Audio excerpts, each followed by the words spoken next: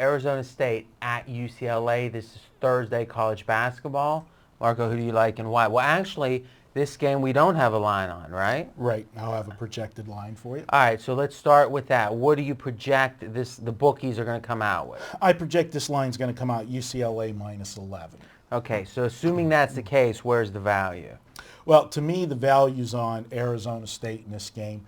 I like Arizona State, and when you hear me give you all the reasons, it's going to sound very similar to Penn State at Wisconsin last Sunday, only I'm going to have the previous score correct. Okay. This is a situation. UCLA had rolled off 6 wins in a row prior to losing Sunday at California in overtime.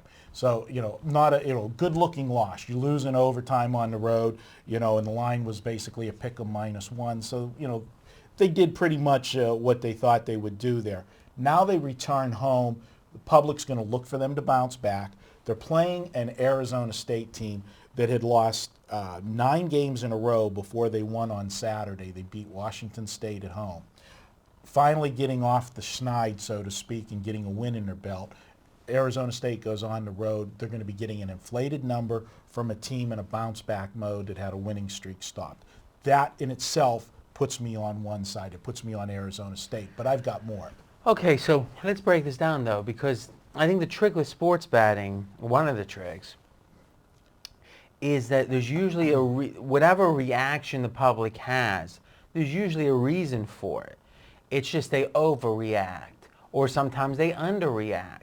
So it seems to me Arizona State lost 9 straight games for a reason. They're they're not a great team.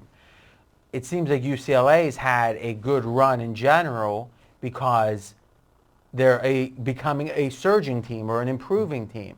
So is there anything about that you disagree with? Fundamentally, do you think UCLA is not as good as they seem, or Arizona State's not as bad as they seem? Or is it just, listen, yeah, UCLA is good enough to win 6 out of 7, and Arizona State is poor enough to lose 9 out of 10, but I just think that those facts are being overreacted to.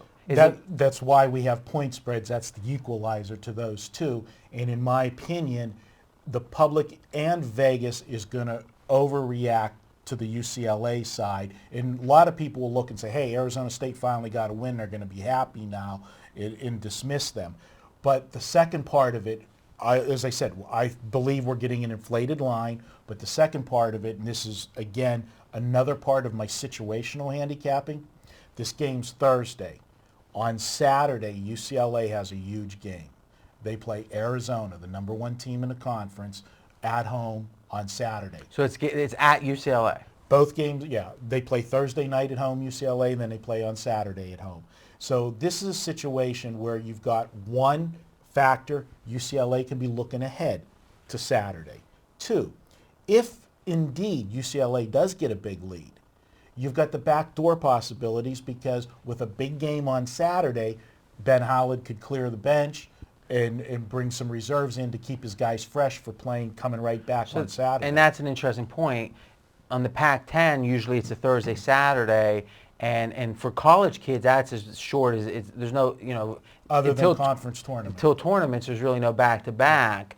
So if there is a situation that, and if you think about it, do you know if the Saturday game is a night game or a day game for UCLA? It's actually 4 o'clock Eastern, so it's a 1 o'clock game on the West Coast. And this is going to be a night game, clearly Thursday night. So really, you could almost say a day and a half. Mm-hmm.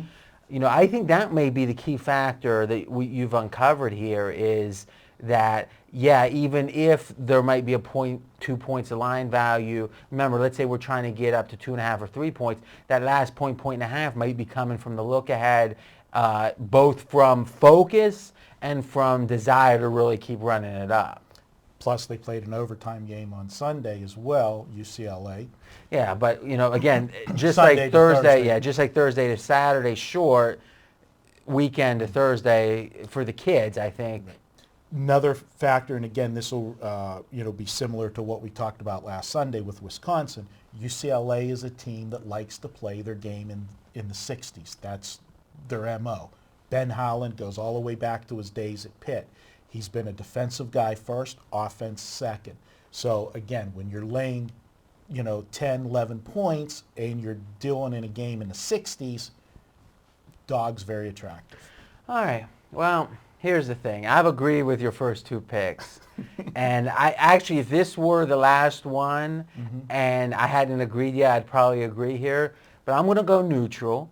And the No bet? No, Pat, no. The reason being, I'm a UCLA fan.